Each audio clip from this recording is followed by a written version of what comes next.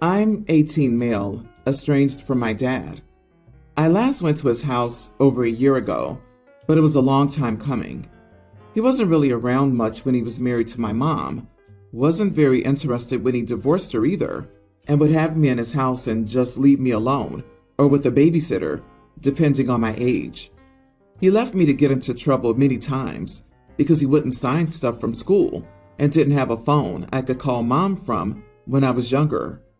She went to court and they just said that all school stuff should be sent to her after several incidents of me getting into trouble happened, and the school even sending home notes and stuff.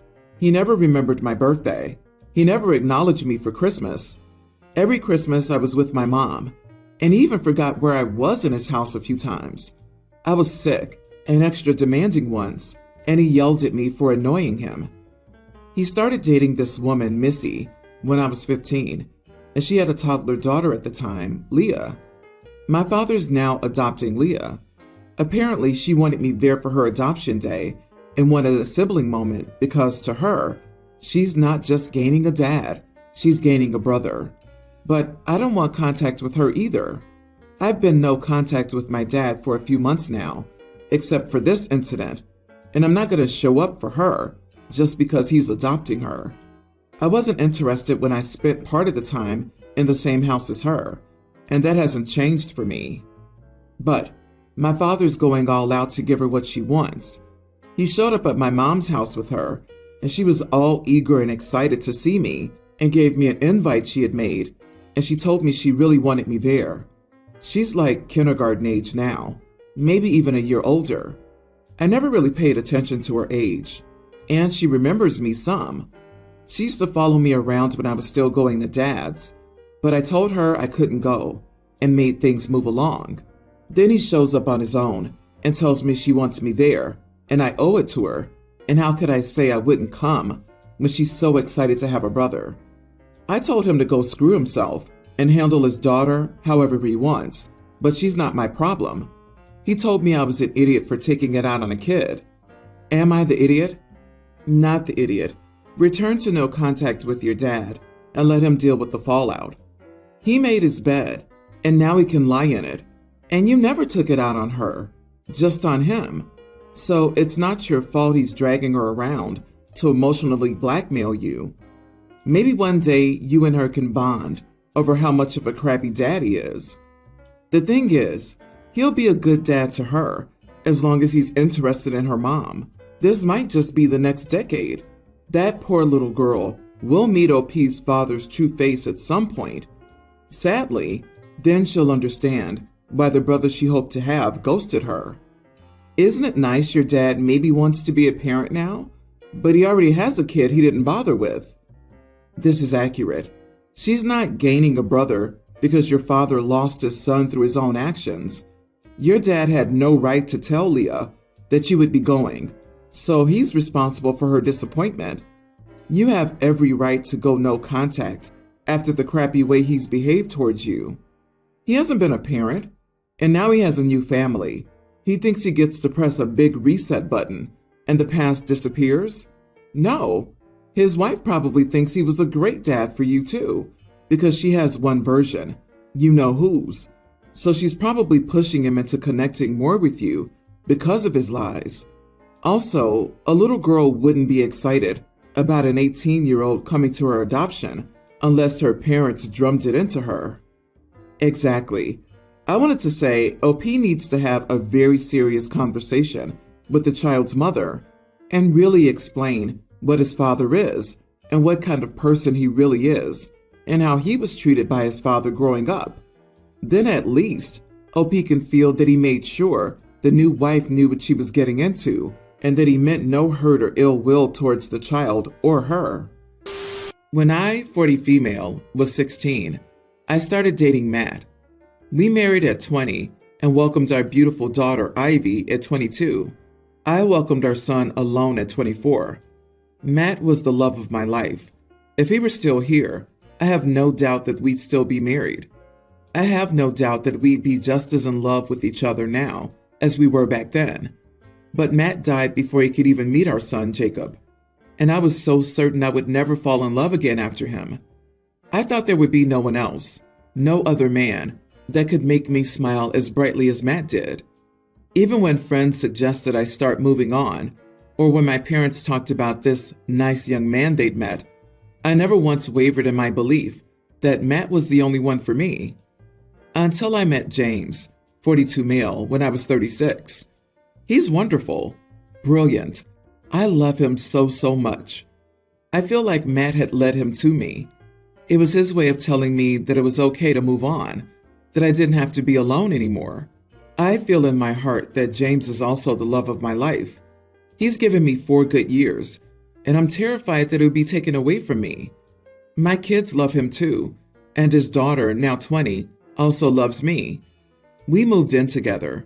He's helping Ivy pick out colleges, and we even have a baby together. James knows how much I loved and still love Matt. He's come with me to his grave, spoken to his headstone like they were old friends. He even told Matt when he was planning to propose. A few nights ago, we had a celebratory engagement dinner. Matt's family was invited because they're still very much involved in my life, and I wanted to share this moment with them. James and I both gave short speeches to our families, and in mine, I mentioned that I was lucky to have been blessed with 2 soulmates, which apparently was the wrong thing to say, because I was later pulled aside by Matt's mother to say that she was hurt by what I said, and that Matt would be rolling around in his grave if he'd heard. Matt's aunt then reached out afterward to ask if I'd ever loved him. Some members of my family think I shouldn't have put it into the speech, that it was obvious I loved James because we were engaged alone. But I wanted to incorporate Matt into my speech, somehow, because he was the father of my children, and James approved of the speech beforehand anyway. A friend says I can't have loved Matt that much if I was moving on like this. Her partner died 3 years ago, and she, like I used to, maintains that she'll never find love again. Another friend from the same group says it's natural to move on, and that Matt wouldn't want me to be alone. I don't know. I'm torn. I'm afraid that I'm really tarnishing my relationship with Matt by getting married again. I'm afraid that I'm not allowed to love James this much. I'm afraid that I'm an idiot for saying that they're both my soulmates, even though I feel it's true. Am I the idiot? Not the idiot. Shame on anyone who feels like they have the right to judge you. You love Matt. You always will. You found a fantastic new start with James, who knows how you feel about Matt and approved of the speech. They may still be grieving and don't know how to express their loss, but they have no right to belittle what you had with Matt and what you have with James. I'm happy you're healing and found both of your loves. It was 12 years between Matt's passing and your meeting James. Not even the most judgmental prude could have anything to say about that. James also seems like a stand-up guy. He gets it and understands that it's not a competition. Matt's mom and the rest can go pound sand. Agree. James sounds like an exceptional person. I'm so happy for you. My mother lost my father at 46 and married my stepdad at 51. She said she loved them both equally but differently. Love is always an unexplainable phenomenon. You can never describe how it feels, and you're entitled to as much love as your significant others have brought you. Some people never even find one soulmate. You found 2 on your journey. It's a specific journey to you that others won't understand. My friend, 27, female, and I, 29, female, plan to vacation together to a tropical destination. We booked a 2-bedroom villa and agreed to split the cost 50-50. Everything was going great until a week before the trip, when she told me she had invited her boyfriend, 28, to join us without asking me first. I was annoyed that she didn't discuss it with me before inviting him. However, she argued that she should be able to bring her boyfriend along since we're both adults, and he wouldn't affect my vacation experience. In fact, she insisted that he be sharing her bedroom, so there wouldn't be any extra cost for accommodations. Despite my reservations, I decided to go along with it, but then I suggested that we split the cost 3 ways instead of 50-50, as there would now be 3 of us on the trip. She disagreed, stating that since they're sharing a bedroom and not causing any extra expenses, the 50-50 split was still fair. I think it's unfair for me to pay half of the cost when there are 3 of us on the trip. However, she argues that her boyfriend's presence won't increase the cost and that I'm trying to make her pay more than her fair share. So, am I the idiot? Not the idiot. Please do not help pay for your friends and her boyfriend to take a vacation. Back out if you can. I doubt you'll enjoy yourself, and you will resent them for taking advantage of you. By the way, they absolutely are taking advantage of you. It is 2 people getting a trip for the price of 1, while you subsidize the 3rd person. How will her boyfriend's presence not change your holiday experience? It was supposed to be the 2 of you. Now you have to split the attention and activities because boyfriend and girlfriend do different stuff together. Seems like the boyfriend and girlfriend wanted a cheap holiday, after all, and decided to take advantage of you for that goal. Back out and make them pay for the entire villa if possible. See if they still want to go. OP, you're now a 3rd wheel instead of someone going on a trip with a friend. Exactly, the 3rd wheel. I went on a trip with 2 couples my final year of college, I think. All were my friends before they got together. It was the worst time of my life, in a very beautiful place. I 100% don't recommend it. Is it too late to back out? If so, I'd donate my half to the friend's parents so they can go in my place. It won't affect her vacation experience any. This is awesome. I'd suggest a random stranger, but this is better. Absolutely. OP is paying 50% of their couple's trip. Haha. She wants OP to subsidize her romantic getaway. Sorry, OP, that you had to go through that. Of course you should pay his 3rd. If your friend said you're all adults, is he grown up enough to pay for his share? Your friend knew she would invite the boyfriend way ahead of time without telling you. It was never a friend trip. It's a planned couples vacation with you as the 3rd wheel, paying half of it. I share custody of 3 boys, young teen, tween, and pre-tween, with my ex-wife. We've been separated for almost 5 years. During that time, we used a sitter for the 2 oldest boys, and now for the middle and youngest boys. Our sitter's very much like a member of our family, and my tween is very attached to him. Unfortunately, our sitter's ready to move on and agreed to stay until the end of this summer. My ex remarried a few years ago to Chris, and they have no kids together, but he has an 18-year-old son. Chris offered to become the sitter since he can work from home full-time and misses being a hands-on dad. No, he wouldn't get paid. I said, no, I'm good. He was pretty upset and asked why. I simply said that he's not a neutral party, and I don't think you'd connect with the boys as our current sitter has. Plus, I don't think he has patience. I can't see him having a sense of humor when the oldest cops an attitude, or when the tween refuses to shower, or when the youngest whines. I said worst comes to worst, I'll take care of it myself by changing my work schedule so I can work from home full-time. He asked me what was up with my attitude, and I said I was being blunt. Things have gone well for the last 5 years, and I want to make sure it still does. My ex is angry at me and is complaining about the money that has to be spent on a sitter. She said that I should be paying 100% of the babysitter cost if we end up needing one, since I turned down an opportunity for a free sitter. You are the idiot.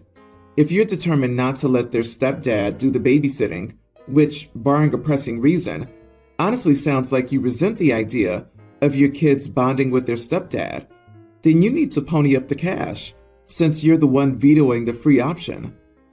It wouldn't even be babysitting. Oh no, how dare the kid's stepdad want to actually parent and bond with the stepkids? OP, do you have any idea how many kids of divorce would give anything to have their step-parent actually care about them? It sounds like you're bitter that stepdad would get to spend more time with the kids.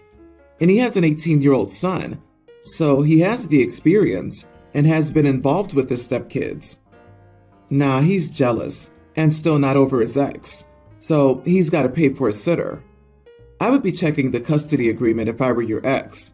In my agreement, I'm only responsible for child care on my custody days and can decide what the child care is.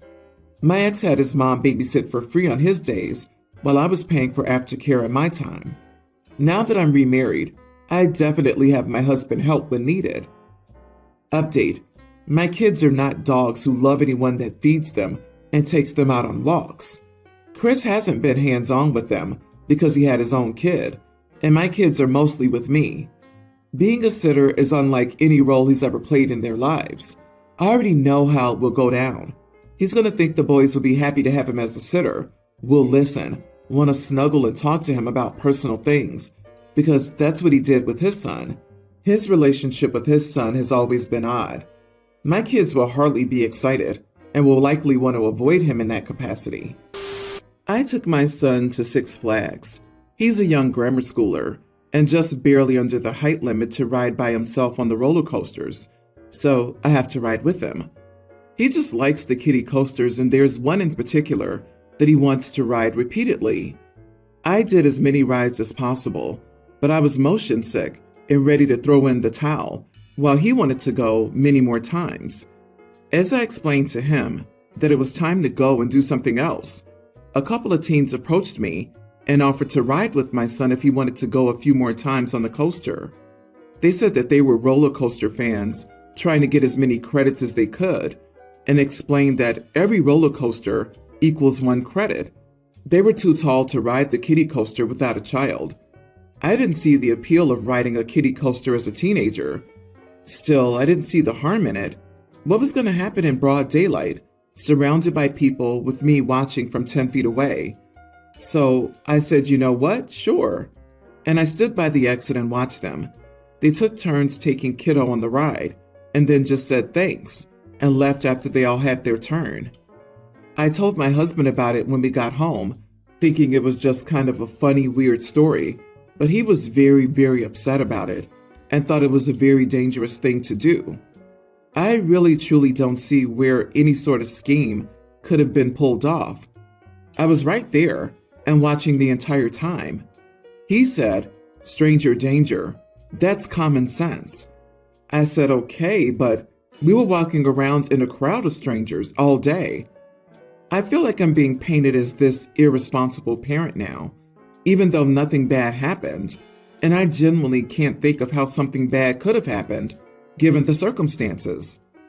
Assuming it was the typical children's coaster with full view, where you can safely watch him with a single exit, not the idiot. I've done the same myself, ride with a child whose parents weren't comfortable riding, when we had 2 adults with 1 child. Just a small helpful act when I was there anyway. Now go read The Gift of Fear with your husband to work together and teaching your kids about gut feelings. Stranger danger needs to be clarified. This drives me nuts. We shouldn't teach kids to be afraid of everyone. It's ridiculous. These teens did a good deed. If you were weird and nervous, that would have discouraged them from being kind to strangers in the future. You did the right thing. Your husband needs to chill. And if I were you, I'd be hella insulted that he doesn't trust you or your instincts. He wasn't even there. He's probably imagining a bunch of angst-ridden criminals rather than the passionate and polite people that were there. Here's my opinion. You are the idiot. Hubby's right. You didn't know these people. It turned out fine, but it might not have. And that's the point. Hubby's not telling you that you're a bad parent. Hubby's telling you that you made a mistake and never to do it again. If you keep defending your mistake, then he may doubt your decision-making in the future and not trust you. I see your husband's point that there was no good reason to put your son at risk, no matter how slight. Makes me wonder what other parental duties you would hand your child off to strangers so that you could rest.